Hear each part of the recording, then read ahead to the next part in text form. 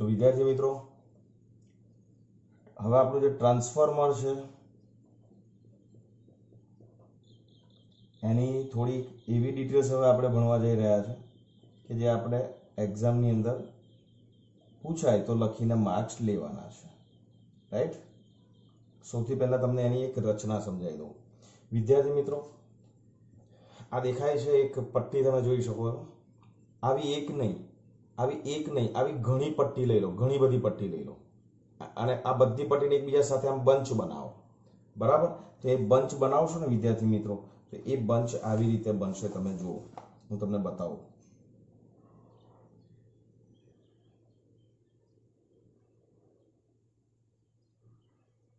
આ પટ્ટી કાગળની નથી બનાવવાની, આ ધાતુમાંથી આવી પટ્ટી બનાવવાની છે। ખાલી તમને સમજાવું છું।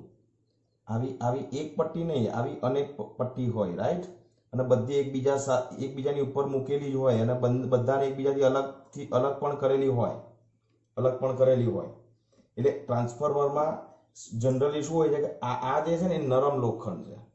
આ નરમ લોખંડની આવી ઘણી બધી પટ્ટી હોય અને આ પટ્ટી જે છે ને એને તમે આ બાજુ આ ટ્રાન્સફોર્મરને તમે આ બાજુથી જુઓ ને અથવા કોઈ આના સાઈડમાંથી તમે જોશો ને તો અહીંયા તમને પટ્ટી પણ ટ્રાન્સફોર્મરમાં દેખાશે, એ તમે જોઈ શકો છો, બરાબર।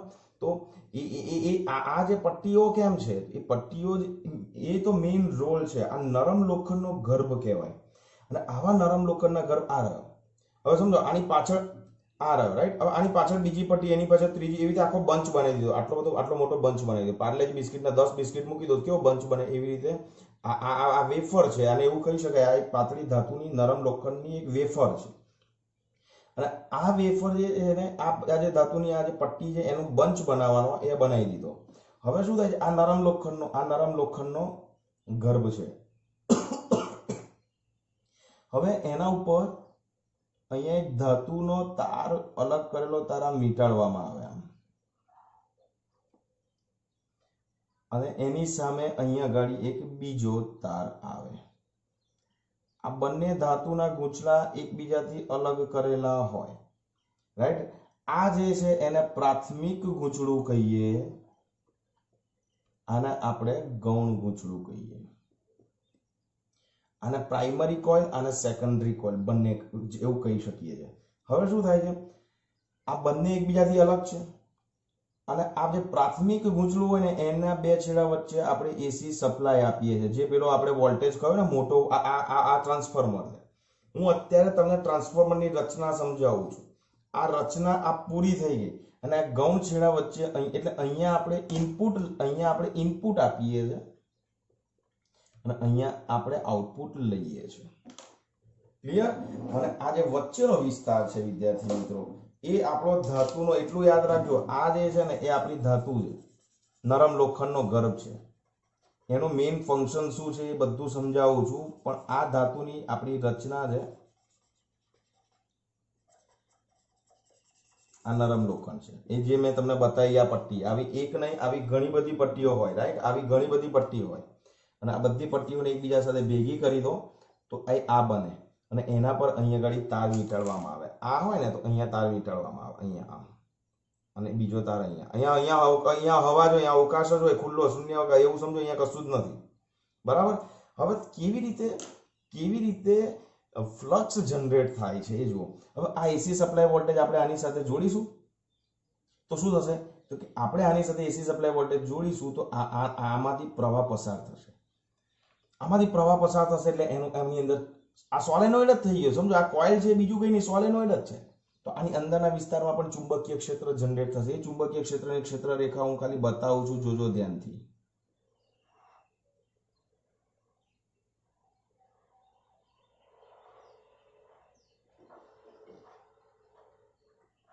આ ક્ષેત્ર રેખાઓ જનરેટ થઈ, ઓકે। સાંભળજો, આની અંદર આ ગૂંચળામાં એસી સપ્લાય વોલ્ટેજ જોડી દીધો એટલે કે જે વોલ્ટેજને આપણે સ્ટેપ અપ કરવો છે કે સ્ટેપ ડાઉન કરવો છે એ ઇનપુટમાં જાય અને અહીંયા આઉટપુટમાં આપણો વોલ્ટેજ મળે રિગાર્ડિંગ કયો સ્ટેપ અપ કરવો હોય તો અહીંયા વોલ્ટેજ વધારી શકાય, અહીંયા ઘટાડવો હોય તો ઘટાડી શકાય। એ શેના પર ડિપેન્ડન્ટ છે ચર્ચા આપણે કરવા જઈ રહ્યા છે, પણ પહેલા એનું આપણે ફંક્શન સમજી લઈએ।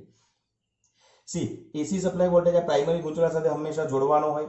પ્રાથમિક ગૂંચળામાંથી પ્રવાહ પસાર થાય, પ્રવાહ પસાર થાય એટલે એનું ચુંબકીય ફ્લક્સ એના પોતાની સાથે જ સંકળાય અને હવે આ બે એટલા નજીક હોય કે આ જે ક્ષેત્ર રેખા છે ને વિદ્યાર્થી મિત્રો એ આમ બંધગાળા રચે, આ બંધગાળા રચે અને આ બંધગાળા જે રચે છે એ બંધગાળાને કારણે આમાં પ્રવાહ પસાર થવાને કારણે આના પોતાની સાથે જે ફ્લક્સ સંકળાય છે તો આની અંદર જ એક ઈએમએફ પ્રેરિત થાય, that is called back EMF. એ આપણે ભણી ગયા છે.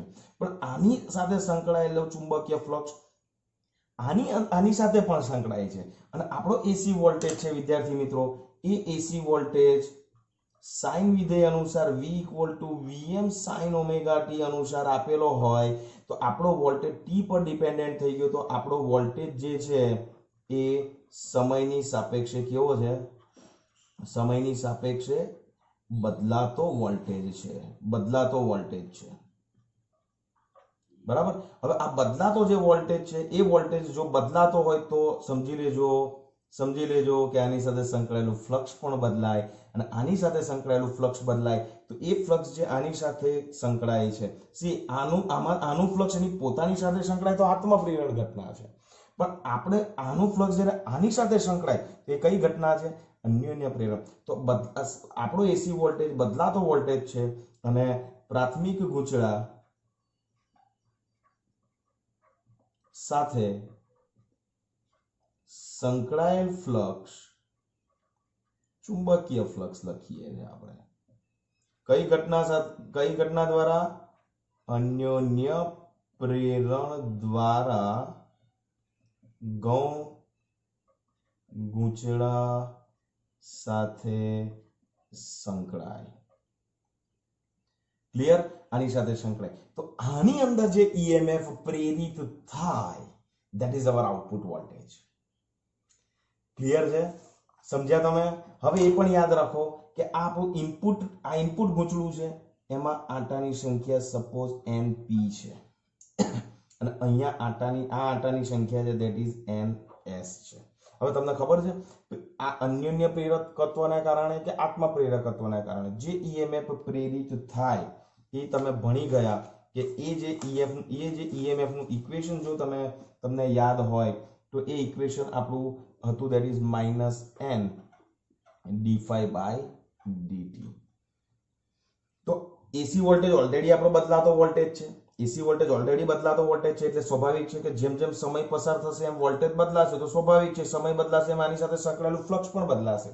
તો આની અંદર પણ એક ઈએમએફ પ્રેરિત થશે અને એ જે ઈએમએફ છે આપણે એને કયું નામ આપ્યું હતું? Back EMF. આ કયું છે? Back EMF. અને એ ફ્લક્સ જ્યારે આની સાથે અન્યોન્ય પ્રેરણની ઘટના દ્વારા બદલાતું હોય તો આની અંદર પણ વોલ્ટેજમાં પ્રેરિત થશે. એ વોલ્ટેજ જે આઉટપુટ મળે છે એ આપણો આઉટપુટ વોલ્ટેજ ટ્રાન્સફોર્મરનો થયો. ક્લિયર છે? અને આ જે ઈએમએફ આની સાથે જે ઉત્પન્ન થતું ઈએમએફ છે આની સાથે ઉત્પન્ન થતું જે ઈએમએફ છે શેના પર ડિપેન્ડન્ટ છે? That is depends on the number of turns of coil. આ આંટાની સંખ્યા ગૂંચળાના આંટાની સંખ્યા પર આધારિત છે. યાદ રાખજો આનું ઈએમએફ કે આનું ઈએમએફ, રાઈટ? એટલે હું તમને વાત કરું છું કે બેક ઈએમએફ ની વાત કરું એટલે કયું ઈએમએફ હોય? આની અંદર જે જનરેટ થાય તે. અને બીજું હું જનરલ પ્રેરિત ઈએમએફ શબ્દ વાપરું તો એ કયો? તો કે આમાં જે થાય તે. તો આ કોઈ પણ ઈએમએફ છે પ્રેરિત હોય કે બેક હોય, આ ઈએમએફ નો આધાર શેના પર છે? ગૂંચળાના આંટાની સંખ્યા. એટલે આપણા પ્રેરિત ઈએમએફ છે એનો આધાર પ્રાથમિક કે ગૌણ ગૂંચળાના આંટાની સંખ્યા પર આધારિત છે. એટલે સૌથી પહેલા ટ્રાન્સફોર્મર. ઓકે, આમાં ઈએમએફ જનરેટ કયા આધારે થશે? અન્યોન્ય પ્રેરણને કારણે. તો વિદ્યાર્થી મિત્રો ટ્રાન્સફોર્મરનો સિદ્ધાંત તમને એક માર્કમાં પૂછાય એમસીક્યુમાં કે ટ્રાન્સફોર્મર કયા સિદ્ધાંત પર કામ કરે છે? તો તમારે લખી દેવાનો, શોધી લેવાનો આન્સર અન્યોન્ય પ્રેરણના સિદ્ધાંત પર. ક્લિયર? તો યાદ રાખજો અહીંયા ઇનપુટ આપીએ છીએ, અહીંયા આઉટપુટ મળે છે. હવે જો અહીંયા ઇનપુટ આપીએ છે એના કરતાં આઉટપુટ વોલ્ટેજ વધારે હોય તો તમારે સમજી લેવાનું એ ટ્રાન્સફોર્મર આપણું સ્ટેપ અપ ટ્રાન્સફોર્મર છે, રાઈટ. તો અહીંયા જુઓ, જો આઉટપુટ વોલ્ટેજ એ ઇનપુટ વોલ્ટેજ કરતા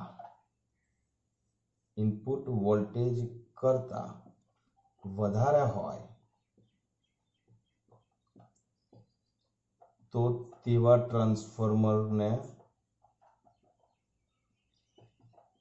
કયું કહીએ છે? સ્ટેપ અપ ટ્રાન્સફોર્મર કહેવાય. અને બીજી વસ્તુ, જો આઉટપુટ વોલ્ટેજ એ ઇનપુટ વોલ્ટેજ કરતા ઓછું હોય તો તેવા ટ્રાન્સફોર્મરને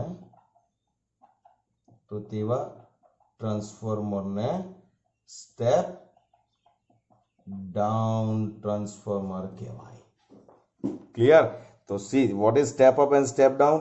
તો દેટ ઇઝ, યાદ રાખો, સ્ટેપ અપની અંદર આઉટપુટ વોલ્ટેજ વધારે હોય, આની અંદર ઇનપુટ વોલ્ટેજ ઓછો હોય, સ્ટેપ અપની અંદર. ક્લિયર છે અહીં સુધી? બોલો, અહીંયા કોઈને કંઈ ડાઉટ? હવે એ પણ યાદ રાખજો,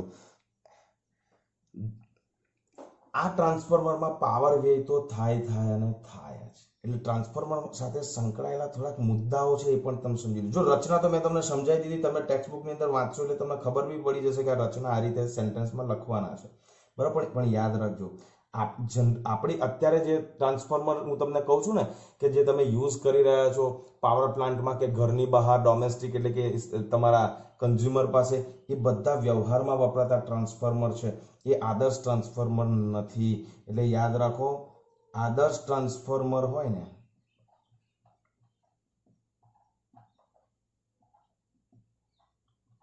એમાં પાવર વ્યય થાય નહીં. અને આદર્શ છે એટલે મળે જ ના, આદર્શ તો મળે જ ના. એટલે જે વ્યવહાર, કારણ કે હંમેશા યાદ રાખજો, વ્યવહારમાં હંમેશા આઉટપુટ પાવર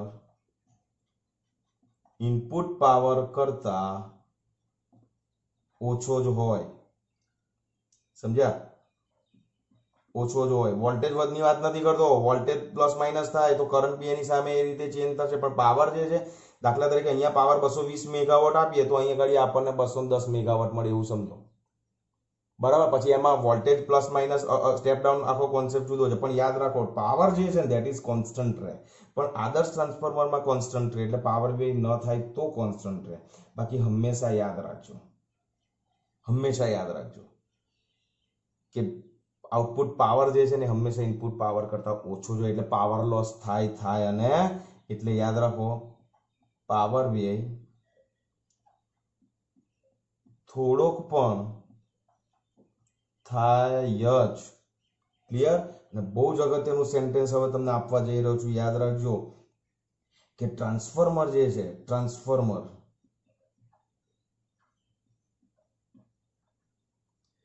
अच्छा હું કોઈ પૂછ્યું છે તમે ટ્રાન્સફોર્મર જોયું એટલે બધા જ હાથ ઊંચા કરે. હા સર જોયું જબરજસ્ત છે સર, એમાં એનો ક્લાઇમેક્સ છે, એનો એન્ડ છે ને એ તો બહુ જબરજસ્ત છે. એટલે હું પિક્ચરની વાત નહીં કરતો લા ભાઈ, ટ્રાન્સફોર્મર, હું આ ટ્રાન્સફોર્મરની વાત કરું છું. સમજ્યા તમે? યાદ રાખજો, ટ્રાન્સફોર્મર જે છે ને એ એસી વોલ્ટેજ કે એસી પ્રવાહ માં ફેરફાર કરે છે, બરાબર. પરંતુ યાદ રાખજો, પરંતુ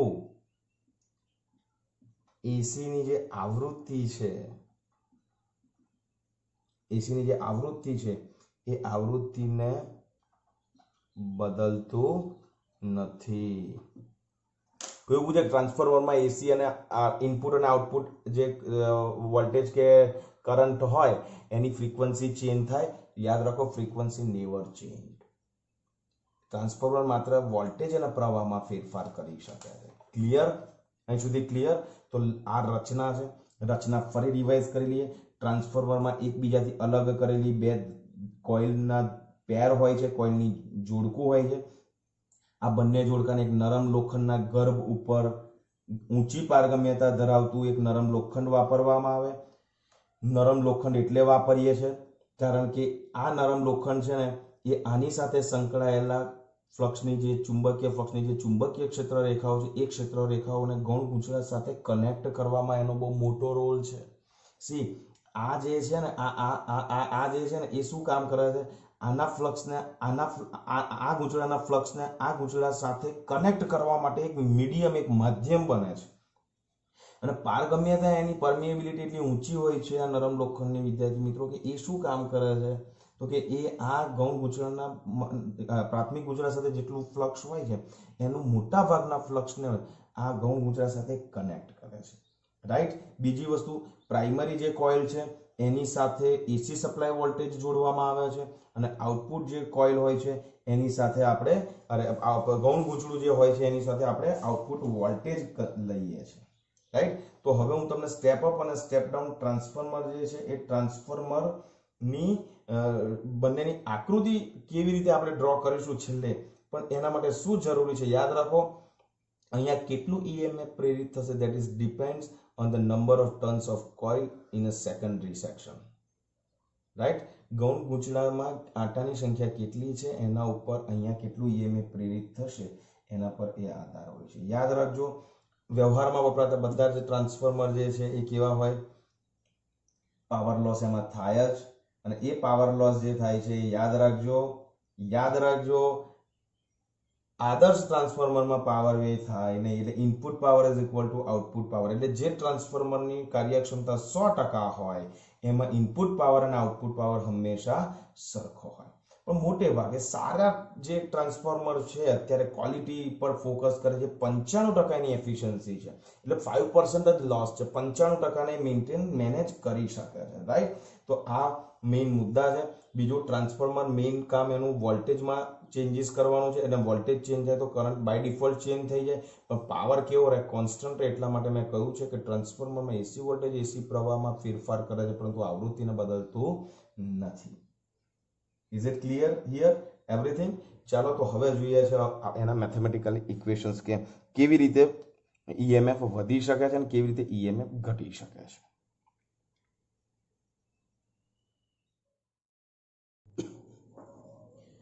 તો વિદ્યાર્થી મિત્રો, ધારી લઈએ છીએ આપણે કે પ્રાથમિક ગૂંચળામાં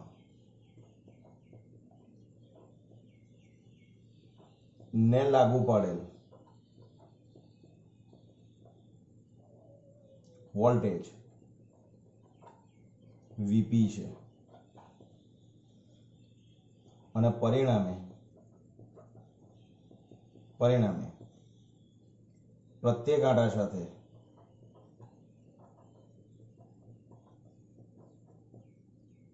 સંકળાયેલ ફ્લક્સ phi છે. સપોઝ phi છે. રાઈટ. તો પ્રાઇમરી ગૂંચળામાં કેટલા આંટા હતા? NS. તો યાદ રાખો, NS આંટા ધરાવતા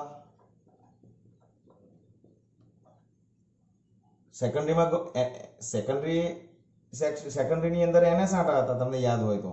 રાઈટ. તો અને પ્રાઇમરી ગૂંચળામાં કેટલા હતા? NP હતા. ક્લિયર થાય છે ને? તો NS આંટા ધરાવતા ગૌણ ગૂંચળા NS આંટા ધરાવતા ગૌણ ગૂંચળામાં પ્રેરિત EMF that is equal to ES. Secondary સેક્શનમાં થાય છે, that is ES, અને which is equal to minus NS d phi by dt. અને એ જ પ્રમાણે પ્રાઇમરીની અંદર કેટલા થશે? minus NP d phi by dt. હવે તમને એ વસ્તુ ક્લિયર છે વિદ્યાર્થી મિત્રો? એ વસ્તુ ક્લિયર છે કે ES જે છે એ આ તો આપણું બેઝિક ઇક્વેશન છે. રાઈટ. હવે પ્રાઇમરી ગૂંચળા સાથે તો એસી વોલ્ટેજ લાગુ પાડીએ છીએ, તો એમાં પણ EMF પ્રેરિત થાય. તો યાદ કરો, આત્મા પ્રેરણની ઘટનાના કારણે પ્રાથમિક ગૂંચળામાં પસાર થતા પ્રવાહના કારણે પોતાની જ સાથે સંકળાયેલા ફ્લક્સમાં ફેરફાર થવાના કારણે જે અંદર EMF પ્રેરિત થાય છે, that is called back EMF. Right. હવે એ બી યાદ રાખજો કે ઈપી જે છે ઇઝ ઇક્વલ ટુ વીપી છે અને ઈએસ જે છે that is equal to VS છે. તો આ ઇનપુટ વોલ્ટેજ છે. સી પ્રાઇમરી છે એ ઇનપુટ સેક્શનમાં છે અને સેકન્ડરી જે છે એ આઉટપુટ સેક્શનમાં છે. તો તમને ખબર છે કે EP is equal to VP ને ES is equal to VS હોય તો આને જો આપણે સમીકરણ 1 અને સમીકરણ 2 આપીએ તો આપણા સમીકરણને વિદ્યાર્થી મિત્રો આપણે આવી રીતે લખી શકીએ છીએ ધેટ ઇઝ એનએસ અને એનપી સોરી આ ઓકે આ જ લઈ લઈએ. ચલો વીપી બરાબર VP equal to minus NP ડી5 બાય ડીટી જે ઉપર નીચેથી જે પહેલું લખવું હોય તે લખી શકશો રાઈટ. અને અહીંયા આવશે that is VS is equal to minus NS ડી5 બાય ડીટી ઇક્વેશન નંબર 4. બોલો અહીંયા સુધી કઈ ડાઉટ છે તમને લોકોને? નથી ને? ચલો સમીકરણ 3 અને 4 નો ગુણોત્તર લઈએ.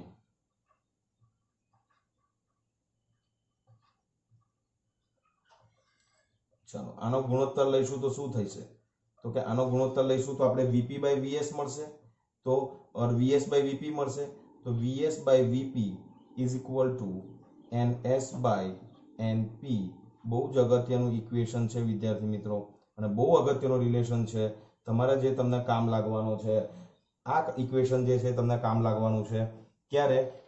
1 માર્ક્સના ગુજકેટના એમસીક્યુમાં અને એક્ઝામ્પલ્સમાં બધામાં તમને કામ લાગવાનું છે. ઓકે. હવે બીજી વસ્તુ બહુ જ અગત્યની ધ્યાનથી સમજવાનો પ્રયત્ન કરજો કે જો આદર્શ ટ્રાન્સફોર્મર હોય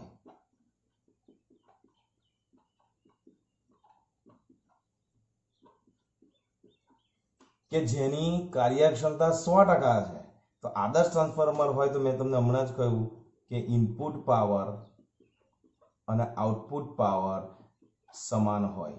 યાદ રાખજો આ બધા આ ત્યારે જ શક્ય છે જ્યારે આ કન્ડિશન ફોલો થતી હોય. તમે એ બી જુઓ હવે input power that is equal two ઇનપુટમાં કોણ હતું? પ્રાઇમરી હતું તો પ્રાઇમરી વોલ્ટેજ વીપી અને input current that is IP is equal two થઈ જશે અહીં ઘડી આઈએસ વીએસ.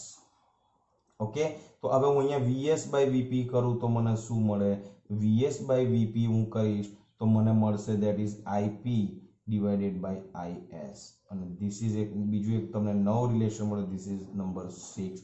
તો સમીકરણ 5 અને સમીકરણ 6 ઉપરથી ધ્યાનથી જુઓ 5 અને 6 પરથી શું કહી શકાય? તો કે 5 અને 6 પરથી આપણે આવું લખી શકીએ છીએ VS by VP is equal to IP by IS is equal to NS by NP. યાદ રાખજો આ ઇક્વેશન તમારે હંમેશા યાદ રાખવાનું છે. Very very very very very useful in competitive exams. Okay clear? તો હવે તમે જુઓ કે જો NS is greater than NP હોય see if NS is greater than NP if NS is greater જો NS ની સંખ્યા વધારે હોય તો VS is greater than VP થાય. તો મેં તમને હમણાં જ કહ્યું કે આઉટપુટમાં વોલ્ટેજ વધારે હોય ઇનપુટ કરતા તો વોલ્ટેજ શું થાય? તો જો NS is greater than NP હશે તો VS greater than VP થાય એટલે કે વોલ્ટેજ સ્ટેપ અપ થાય એટલે વોલ્ટેજ વધે. અને બીજી વસ્તુ જો આનાથી ઉલટું if NS is less than NP તો VS is less than VP થાય એટલે કે વોલ્ટેજ સ્ટેપ ડાઉન થાય. રાઈટ? તો વ્યવહારમાં વપરાતા ટ્રાન્સફોર્મર આ જે છે આદર્શ ટ્રાન્સફોર્મરની કન્ડિશન્સ છે. એટલે જ્યારે તમારે દાખલા ગણવાના છે ત્યારે તમારે એવું સમજીને ચાલવાનું છે કે ત્યાં પાવર વેસ્ટ થતો નથી. બધું આદર્શ આદર્શ આદર્શ કિસ્સા માટે જ બધી કેલ્ક્યુલેશન કરવાની. ક્લિયર? વ્યવહારમાં વપરાતા ટ્રાન્સફોર્મર કે જેને આપણે વાસ્તવિક ટ્રાન્સફોર્મર તરીકે ઓળખીએ છીએ એવા વાસ્તવિક ટ્રાન્સફોર્મરમાં ઉર્જાનો વ્યય થતો નથી. ક્લિયર? અને એક સિમ્પલ સરસ ઉદાહરણ આપું છું તમને કે જો ધારી લો ઉદાહરણ અહીંયા લઉં છું કે જો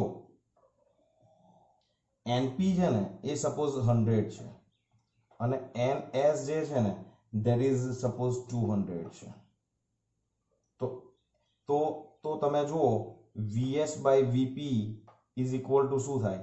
દેટ ઇઝ 2 થાય. દેટ મીન્સ કે VS is equal to 2 times of VP થાય કે નહીં? થશે ને? એનએસ બાય એનપી કેટલો થશે? એનએસ બાય એનપી કરશો તો વીએસ બાય વીપી 2 થાય, તો વોલ્ટેજ કેટલો થઈ જશે? તો તમે જો આંટાની સંખ્યા બમણી કરી દેશો ને, પ્રાઇમરી કરતા ગૌણ ગૂંચળામાં આંટાની સંખ્યા બમણી હોય, પ્રાઇમરી ગૂંચળા કરતા ગૌણ ગૂંચળામાં આંટાની સંખ્યા બમણી હોય તો સમજી લેવાનું વોલ્ટેજ બમણા થઈ જ જશે. Is it okay? બોલો, અહીંયા કઈ ડાઉટ છે? અહીંયા કઈ ડાઉટ છે? નથી ને? એટલે અહીંયા વોલ્ટેજ કેવો થઈ જશે? બમણો થઈ જશે. અને વોલ્ટેજ બમણો થાય તો કરંટ તમારો અડધો થાય અને થાય, કારણ કે સી VS by VP is equal to 2 થાય તો IP by IS is equal to કેટલા થાય? IP by IS is equal to કેટલા થાય? દેટ ઇઝ 1/2 થાય. હવે આનો મતલબ શું? યાદ રાખજો કે ઇનપુટ દાખલા તરીકે આપણું 10 એમ્પિયર અને 220 વોલ્ટ છે. ઇનપુટ છે ટ્રાન્સફોર્મર. એમસીક્યુ કેવા પૂછાય જુઓ તો કે આઉટપુટના પેરામીટર્સ આપો તો કે પ્રવાહ કેવો થઈ જાય? અડધો થઈ જાય, દેટ ઇઝ 5 એમ્પિયર થઈ જશે. અને વોલ્ટેજ કેટલો થઈ જશે? બમણો થઈ જશે, દેટ ઇઝ 440 વોલ્ટ થઈ જશે. પણ પાવર જુઓ, પાવર એટલે 220 ગુણ્યા 10 એટલે 2200, 440 ગુણ્યા 5 એટલે 2200, તો પાવર કેવો રહી ગયો? તમારો કોન્સ્ટન્ટ થઈ ગયો. ક્લિયર થાય છે ને? તો ક્યારે વોલ્ટેજ વધશે, ક્યારે વોલ્ટેજ ઘટશે એ તમારે ખાસ જોવાનું છે, રાઈટ? અને બીજી વસ્તુ કે વાસ્તવિક પાવર છે એમાં ઉર્જાનો વ્યય થાય. તો આ જે પાવર વ્યય માટેના આ વાસ્તવિક ટ્રાન્સફોર્મરમાં જે પાવર વ્યય થાય છે એ પાવર વ્યય થવાના જે કારણો છે એમાં પહેલું કારણ છે ફ્લક્સ લીકેજ. આ પાવર વ્યય થવાના કારણો બતાવું છું.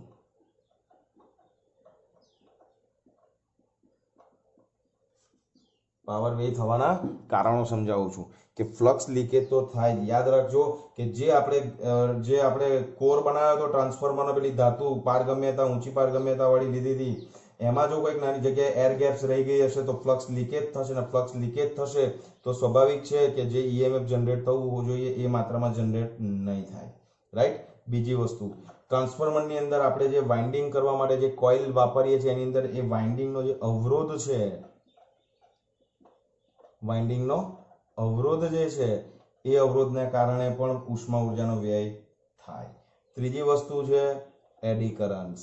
એડી પ્રવાહો જે છે એ તમારો વિદ્યુત ચુંબકીય પ્રેરણની અંદરનો કોન્સેપ્ટ છે, પણ આપણે તમે ડિટેલ્સમાં ભણશો એટલે ખબર પડી ગઈ હશે તમને કે એડી પ્રવાહ જે છે એ બીજું કંઈ નથી પણ પદાર્થની અંદર વાહકની અંદર ઉષ્મા ઉર્જા ઉત્પન્ન થવા માટેનું કારણ છે.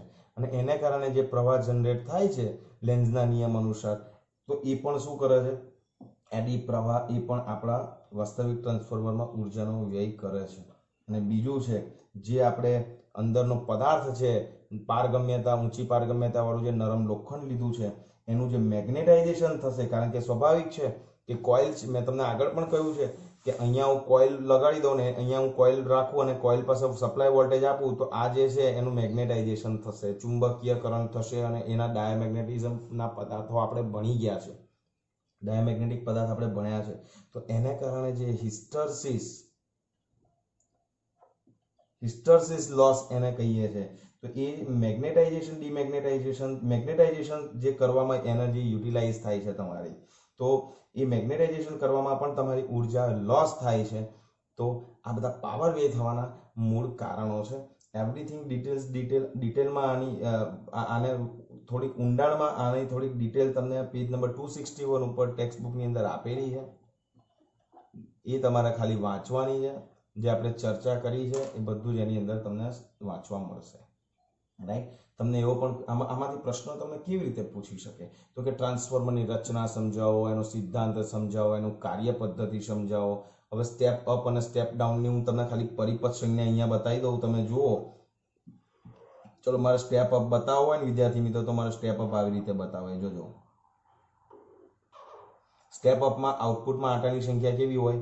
વધારે હોય. ક્લિયર છે ને? NS > NP તો સ્ટેપ અપ, તો અહીંયા આંટાની સંખ્યા મારે વધારે બતાવવાની. ક્લિયર? અને અહીંયા કેવી બતાવવાની? ઓછી બતાવવાની. તો આ પ્રાઇમરી, આ સેકન્ડરી. તો સમજો કે આની અંદર NP જે છે which is less than NS છે, તો આ આપણું સ્ટેપ અપ થશે. અને સ્ટેપ ડાઉન તમારે બનાવવું હોય તો સ્ટેપ ડાઉન વિદ્યાર્થી મિત્રો આવી રીતે બને. સ્ટેપ ડાઉનમાં આઉટપુટમાં આંટાની સંખ્યા ઘટાડો, વોલ્ટેજ એની જાતે જ ઘટી જશે, તો ઇનપુટમાં વધારે રાખવાના. તો અહીંયા આ સેકન્ડરી, આ પ્રાઇમરી.